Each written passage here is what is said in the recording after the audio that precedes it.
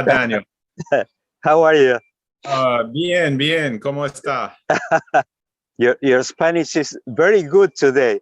Oh, very poco. I was in Costa Rica for a while with the class, so my Espanol got slightly better, but not much.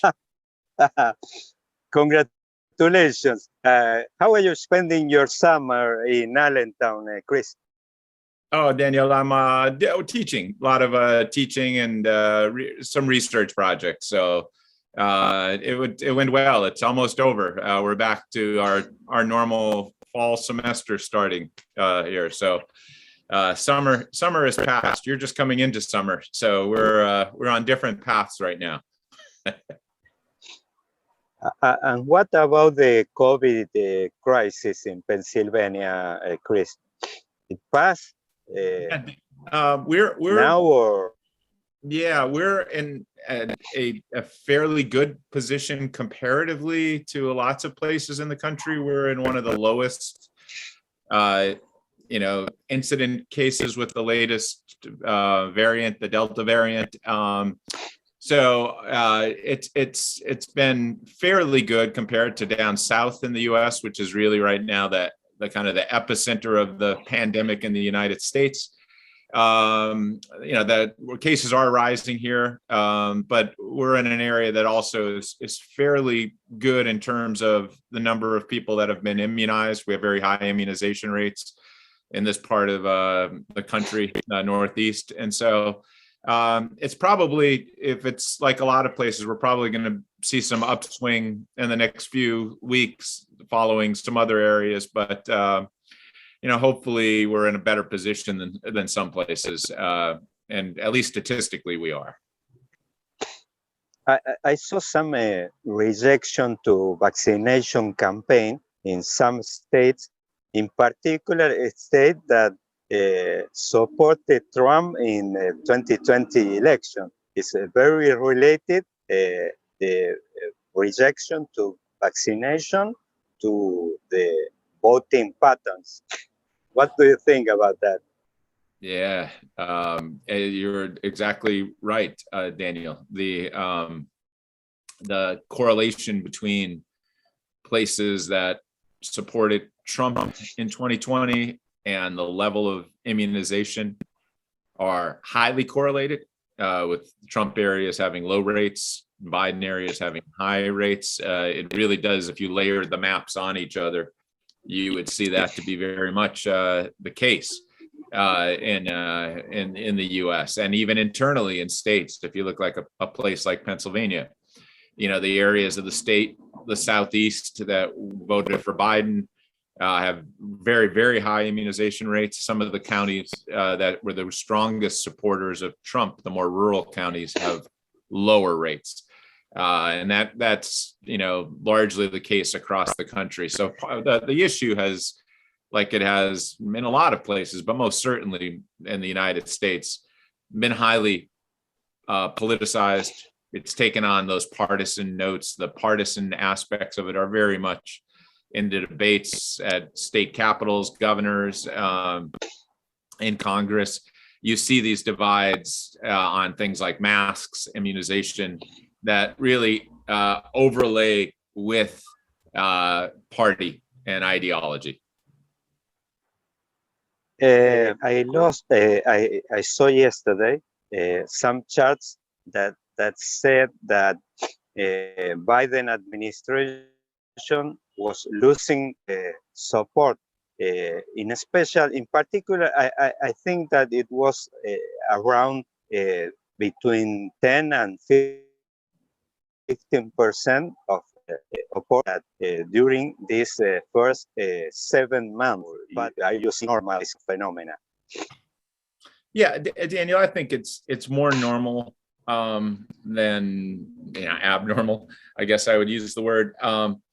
Presidents come in, even in today's world, where that's hyper partisanized in the U.S., and have a little bit of a honeymoon, that there's some goodwill for them to come in. It's certainly not as big as it used to be, where we saw presidents be greeted with like a lot of kind of support as the starting point, and that's changed in this century.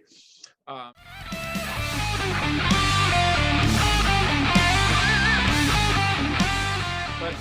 often what you see is the realities of governing take a toll and on public opinion, and issues come up, problems come up. We're still in the midst of a pandemic, and it means tough choices. The situation in Afghanistan, for example, has not gone well as the U.S. pulls out. A lot of that's being pointed and the blame at the Biden administration for not handling it better. That's taken a toll. There's challenges economically, although the kind of the overall macro numbers are fairly good. There's soft spots in the economy. The recovery is uneven. There's fears of inflation. There's labor shortages in a lot of places that are prohibiting growth. You kind of put those all together, and they lead to some unease.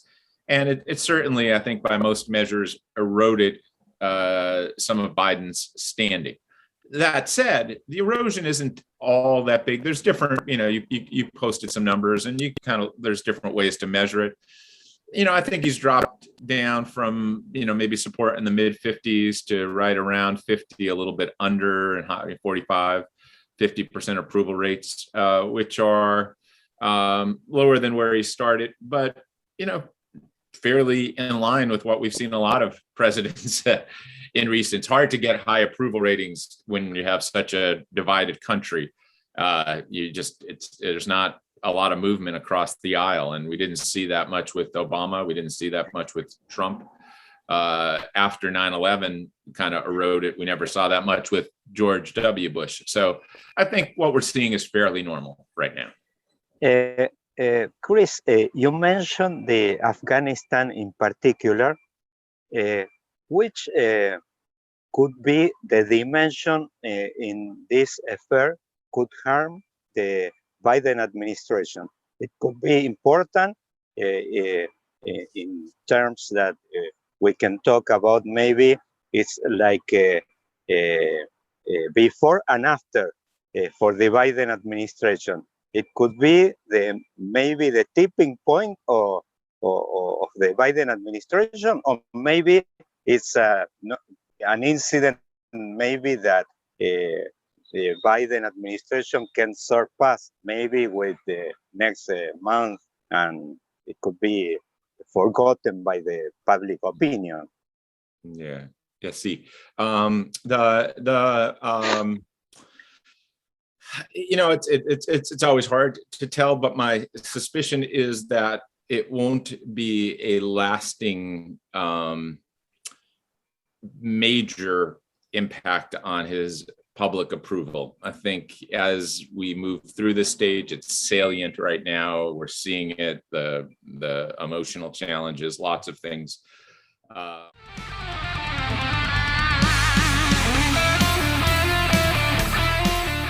Raising its attention in the public has some dissatisfaction, and that's, I think, taking its toll. Once the pullout is over, once we're kind of moved past it, if you will, as much as you could move past something like this, I think it drops a little bit off the radar in terms of public importance. That's what often happens with international affairs like this. That doesn't mean what we see in terms of problems in Afghanistan in the future won't have this legacy on Biden.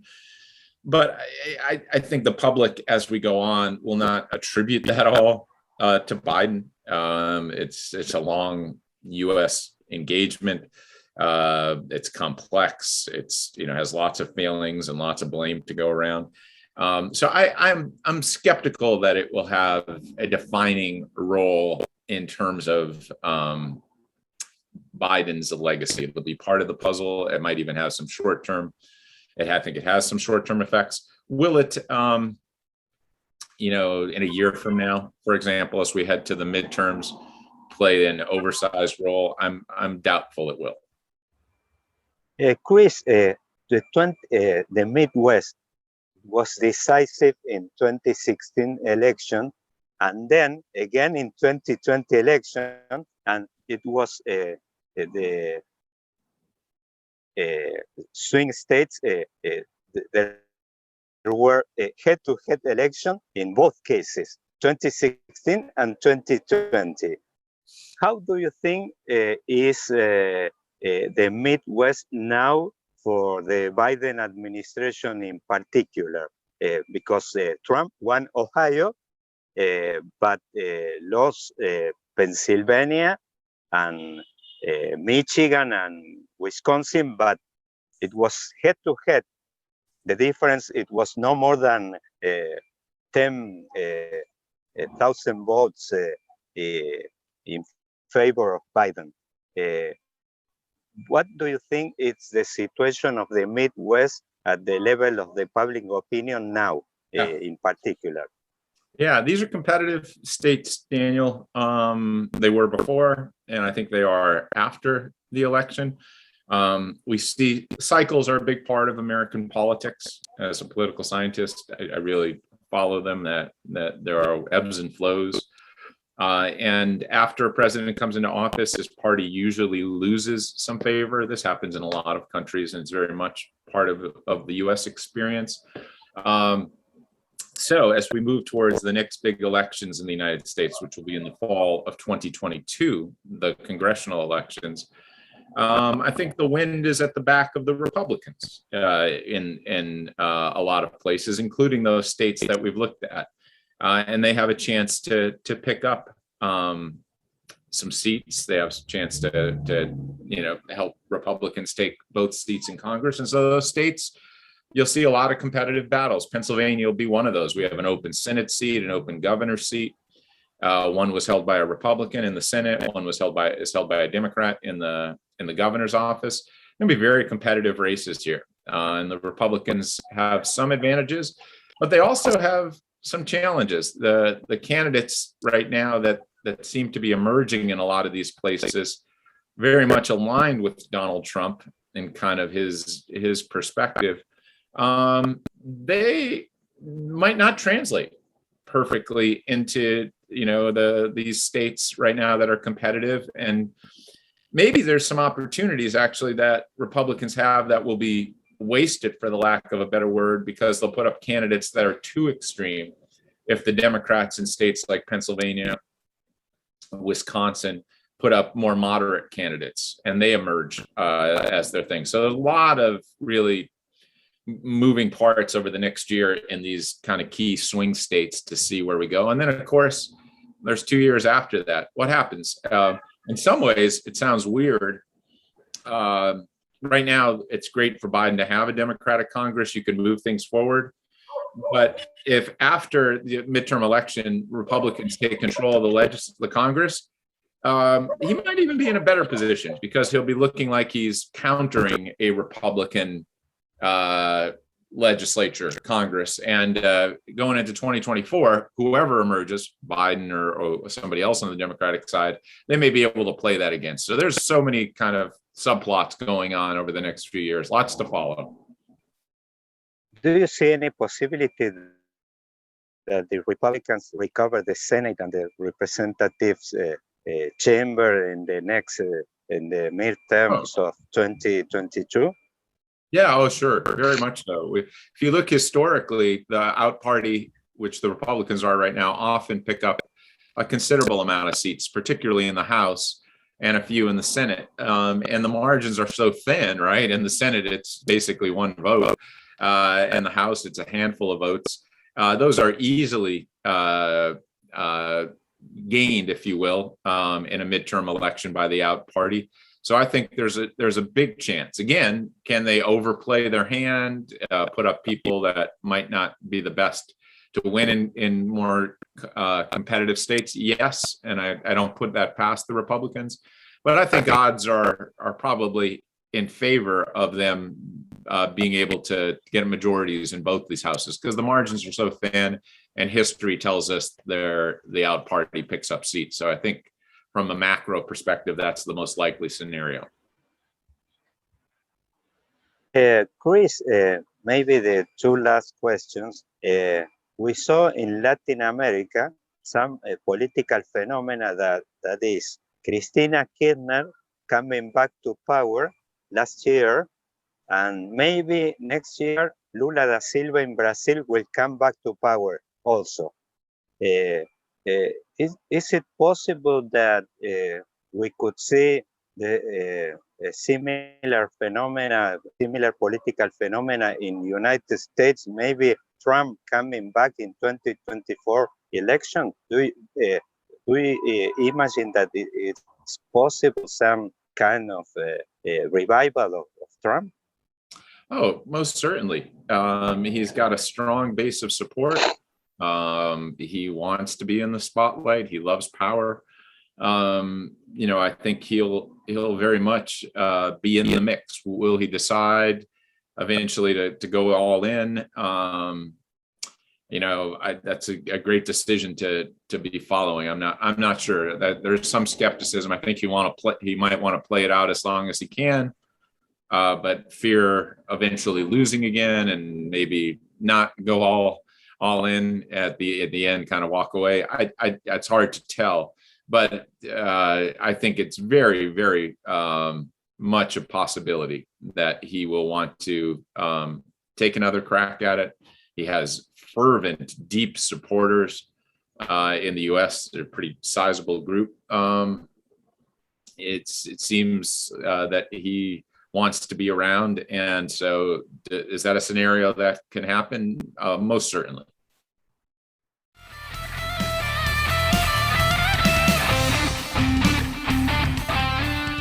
Do you see any serious rival of Trump inside the Republican Party that could be a serious menace to his leadership now? Do you imagine some alternative leader emerging, or maybe next year after the midterms? Yeah, it's hard to see someone that clearly fills that role. You have some people that are more moderate that have tried to kind of step in, but they've had limited traction in the party because the party's moved so much in the direction of Trump. And so who are the people that are favorable in the party right now? They're Trump-like characters, governors and senators that mirror his approach. But as long as Trump himself is on the scene, they tread lightly. They don't want to alienate the Trump base. So if he pulls out, there'll be a great battle to see who fills that void. But as long as Trump himself is in and he's the flavor of the day, the alternatives pale, and they walk a very light dance. I don't think any of them want to come close to seeing like they're openly challenging him. I think internally, a lot of those Republicans are hoping he fades and other things wear him out. But until that happens, they'll stand in his shadow until the opening comes open, if and when it happens. So yeah, it's his party. It's his party until he kind of steps aside. Okay, Chris, at what point of maybe of the year, maybe this or next year, we could have maybe a whole scenario to predict maybe the results of the next midterm election? Yeah, I would think next summer is a really good time, summer of 2022 to start getting a sense of where things are. Is Biden, where does he stand in terms of his place? Will he be a drag on his party? Will he, be in a place where things are looking maybe pandemic in a better place, economy booming, some good things happening, maybe have a little bit of a resurgence? And if so, that could mitigate any kind of threats his party has. That doesn't mean they'll hold both houses, even if he's doing okay. That's the nature of American politics. But you'll have a big sense. We'll see if things look really, fairly negative for him and his party. We could be looking at even a more major switch in Congress, and that could, be a big kind of tell for what's going to happen in 2022. So stay tuned. I think next summer is a good time to really get solid appraisals of where things stand. Okay, Chris, maybe my last one.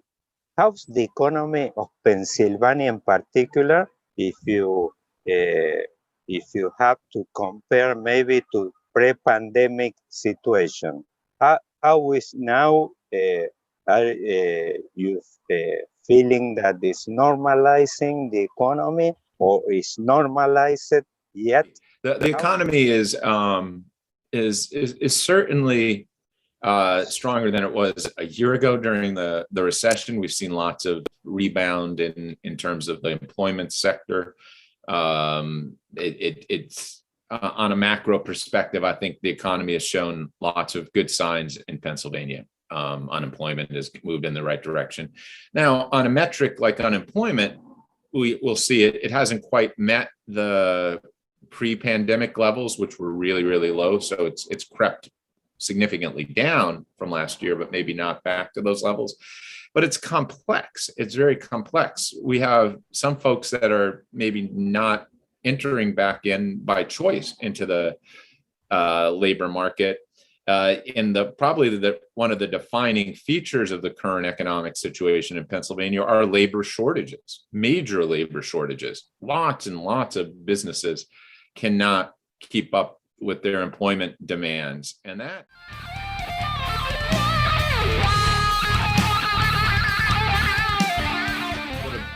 a drag a little bit on economic recovery. Businesses said they can't get enough people to fill the jobs. So there's lots of job shortages. It's everywhere that you look around, particularly in service industries, restaurants and things right now. So it's, the economy has some issues. Inflation has crept up a little bit, but not gigantically. In the area, prices have risen a little bit. I think that has some concern. So my broad appraisal is the economy is in pretty good shape, but it's got some concerns on the edges that in labor shortages and price of goods that are of concern. So it's not a perfect, everybody's rolling in happiness, but on the whole, it seems to be in a more positive direction that you'd want from an economic perspective. Do you see people more happy in the streets? Yeah, people are. A little happy. I think they were hoping we'd be well past the pandemic by now, and so I think there's a little bit of weariness that a lot of it's going on, and it probably will for a while. And I think that's taken a drag on the overall public sentiment. People are generally, they're out and about. The events are going on. You see life resemble normal. Still a lot of masks, and of course that remind us we're in a pandemic. But I think there's a generally positive sense. A lot of that again is also in the eye of the beholder and affected by our partisan views. Trump supporters, Republicans will tell you how bad things are. Democrats will tell you, no, they're not. And that's how things good are the Democrats. Okay, Chris, thank you so much. I expect to maybe to talk again before the end of this year, maybe after the next poll, the Muhlenberg College.